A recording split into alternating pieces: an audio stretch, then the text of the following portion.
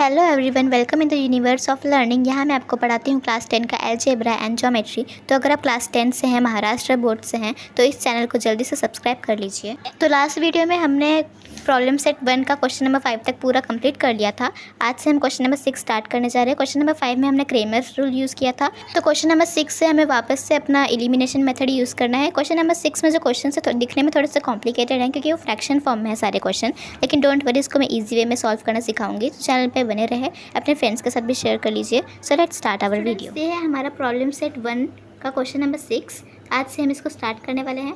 तो हम हर वीडियो में एक एक क्वेश्चन सॉल्व करेंगे बहुत ही अच्छे से डिटेल में। ओके, तो देखो आज हमारा ये वाला क्वेश्चन है, बहुत अच्छे से मैं आपको सॉल्व करके नोटबुक पे दिखाने वाली हूँ, तो आप टेंशन मत लो, इसको हम इजी वे में सॉल्व करेंगे। मैंने आपको इस टाइप के क्वेश्चन पहले भी पढ़ाए हैं हमारे प्रैक्टिस सेट, आई थिंक 1.4 या ऐसी किसी प्रैक्टिस सेट में हमने इस टाइप के क्वेश्चन को सॉल्व करना सीखा था। तो आप वो वीडियोज़ को पहले ज़रूर देखना, तभी यहाँ पर आना, क्योंकि उसमें मैंने और भी अच्छे से पढ़ाया है ना। तो चलो आज हम इसको देखेंगे अच्छे से। चलो स्टार्ट करते हैं इस क्वेश्चन को सॉल्व करना। Okay, so look here students, ऐसे कोई भी क्वेश्चन होता है ना, फ्रैक्शन वाला हो या कुछ भी हो, उसमें आपका पहला स्टेप यही होता है कि दोनों इक्वेशन जो हमें दिए उसको इक्वेशन नंबर 1 और इक्वेशन नंबर 2 देना रहता है। ओके, तो ये हमारा इक्वेशन नंबर 1 हो जाएगा, ये हमारा इक्वेशन नंबर 2 हो जाएगा, ऐसे हमने दे दिया। अभी आगे आपको दोनों इक्वेशन में बस ऑब्जर्व करना है। ऑब्जर्वेशन करोगे अच्छे से, आपको सब समझ में आएगा। तो अभी देखो, एक चीज़ आपको ध्यान देनी है कि फ्रैक्शन में ऐसे हम सॉल्व नहीं कर पाएंगे, राइट। 2/x है, 2/3y, ये सब मैंने डिटेल में आपको पहले की वीडियोस में बताया है, उसको ज़रूर देखना। मैंने उसकी लिंक डिस्क्रिप्शन बॉक्स में दे दी है। ओके, तो जब भी आप ऐसे क्वेश्चन सॉल्व करने जा रहे हो ना, ऐसे फ्रैक्शन फॉर्म वाले, इसका पहला स्टेप हमेशा ऐसा रहेगा, इक्वेशन 1 और इक्वेशन 2। फिर दूसरा स्टेप हमेशा यही रहेगा कि हमें ऐसे इसको 1/x, क्योंकि रियल में तो ये 1/x है ना, इस नंबर को हटा दो तो ये 1/x है और ये 1/y है। तो उसके लिए हमें हमेशा m n a b जो भी आपको सब्स्टिट्यूट करना है, ऐसे कोई भी दो वेरिएबल उसके लिए सब्स्टिट्यूट करने होंगे, फिर उससे हमें कुछ इस टाइप के इक्वेशंस वगैरह मिलेंगे। ओके, फिर आगे का वही सेम स्टेप्स होते हैं। फिर लास्ट में सब्स्टिट्यूटिंग के बाद रीसब्स्टिट्यूटिंग रहता है। This is the difference, nothing else. Okay, आपको बस इतना याद रखना है। तो देखो अभी दोनों इक्वेशन को देखो, यहाँ पे ये हमारा 1/x है, ये हमारा 1/y है, यहाँ पे ये 1/x है, ये 1/y है। तो हम क्या करेंगे, substituting m for 1/x and n for 1/y। पहले ये सेंटेंस लिखना, हर क्वेश्चन में ये सेंटेंस लिखने को आएगा।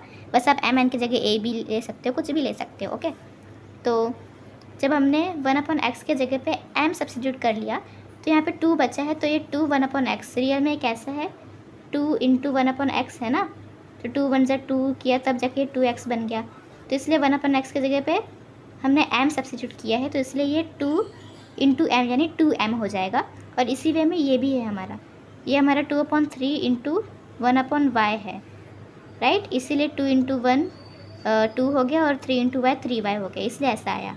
तो 1/y के जगह सिंपली n लाना है हमें, तो फिर n लाओगे तो ये 2/3n हो जाएगा, कुछ इस वे में। देखो हम करेक्ट जा रहे हैं, फिर हमें ऐसा मिल जाएगा। और ये 1/6 एज इट इज़ रहेगा। सेम इसके लिए भी, ये 1/x है तो मतलब 3 × 1/x है तो 3m हो जाएगा। और ये वाला 2/y है, मतलब 2 1/y है तो 2n हो जाएगा। और is equal to 0 as it is. अभी देखो आप सोच रहे हो कि यहाँ पे तो फ्रैक्शन में है ही, डोंट वरी, इसको हम सिंप्लीफाई कर लेंगे।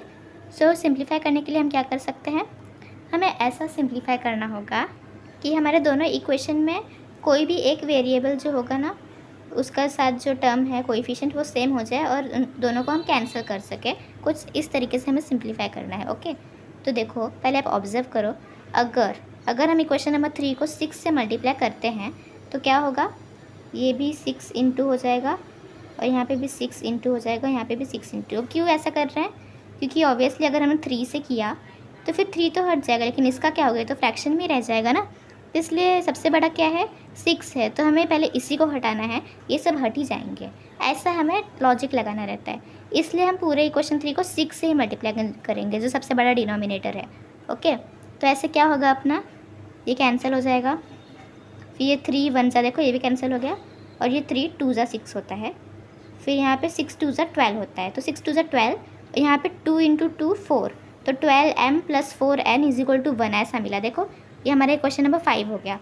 अभी इस 5 को देख के आपको 4 में चेंजेस करने होंगे, क्योंकि 4 में ऐसा चेंजेस करना जिससे जो 5 वाला है उसका कोई तो टर्म इससे सिमिलर हो जाए।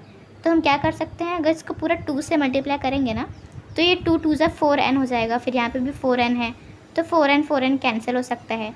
इसलिए हम क्या करेंगे, multiplying by 2 in equation number 4। Equation 4 में 2 से मल्टीप्लाई किया तो 3 2 ज़ा 6m, 2 2 ज़ा 4n, फिर 0 2 ज़ा 0 ही होता है। ये हमारा इक्वेशन नंबर 6 हो गया। अभी इनको साइड में लगा दो और इक्वेशन 5 और इक्वेशन नंबर 6 पे ध्यान दो। अभी दोनों में अगर हम सब्ट्रैक्शन करेंगे तो साइन चेंज होगा, आराम से सब्ट्रैक्ट हम कर सकते हैं, मतलब कैंसिल आउट।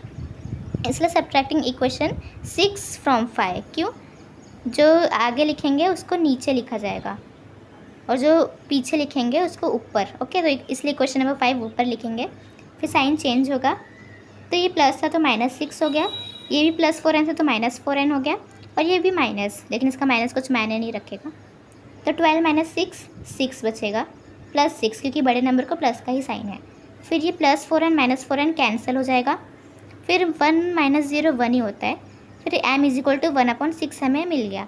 अभी सिंपली सब्स्टिट्यूट करना है, substituting m 1/6 in equation number 6। Okay, equation number 6 मतलब ये वाला। ओके, तो हमें सब्स्टिट्यूट करना है। सिंपली क्या करना है, m के जगह पे हमें 1/6 डालना होगा। हाँ, तो सिंपली क्या करना है, m के जगह 1/6 डाला, फिर 6 × 6 इजी इक्वेशन में सब्स्टिट्यूट किया जाता है। हाँ, तो कैंसिल हो जाएगा, 1 बचेगा 4n, फिर 1 को यहाँ पे शिफ्ट किया तो -1, फिर 4 को नीचे शिफ्ट कर दिया तो n = -1/4। सिंपल सा हमें मिल गया। फिर उसके बाद क्या करना है, हमेशा याद रखना ऐसे फ्रैक्शन वाले क्वेश्चन में हम स्टार्टिंग में कुछ लिए रहते हैं, तो इसलिए सब्स्टिट्यूटिंग के बाद रीसब्स्टिट्यूटिंग ज़रूर आएगा। फिर हमने जो लिया है ना, जैसे यहाँ पे m फॉर 1/x लिया है एंड n फॉर 1/y लिया है, राइट। इसीलिए जब हम रीसब्स्टिट्यूटिंग करेंगे तो हमें m और n की वैल्यू थोड़ी ना फाइंड करनी थी, हमें तो x और y की वैल्यू चाहिए, राइट।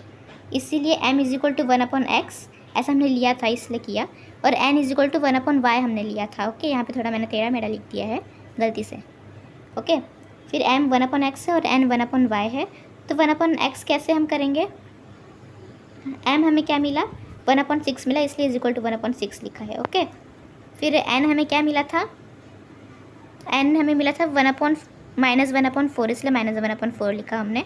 फिर उसके बाद सिंपली क्या करना है, आप क्रॉस मल्टीप्लाई कर दो, वैसे एक लॉजिक लगा दो, दोनों को ऊपर नीचे कर दो, मतलब हमें 1/x नहीं, हमें x की वैल्यू चाहिए। तो फिर x को ऊपर किया, 6 को ऊपर किया, x = 6 आ गया। तो सिंपल सा x 1 ज़ा x, 6 1 ज़ा 6। ओके, मतलब क्रॉस मल्टीप्लाई, x × 1 x होता है, 6 × 1 6 होता है, तो x = 6। फिर आगे 1/y है और ये वैल्यू है, तो इसमें भी आप सिंपली क्या करो, y × -1 क्या होता है, -y, और 4 × 1 4, तो -y कुछ नहीं होता, -y हमें चाहिए भी नहीं, तो इसका जो माइनस है वो 4 को दे दो, इसलिए y = -4 आ गया। और ऐसे हमें x और y की वैल्यू भी मिल गई। बहुत ईजी था। तो आई होप आपको समझा होगा। आगे के क्वेश्चन हम नेक्स्ट वीडियो में देखेंगे। Thank you so much and bye.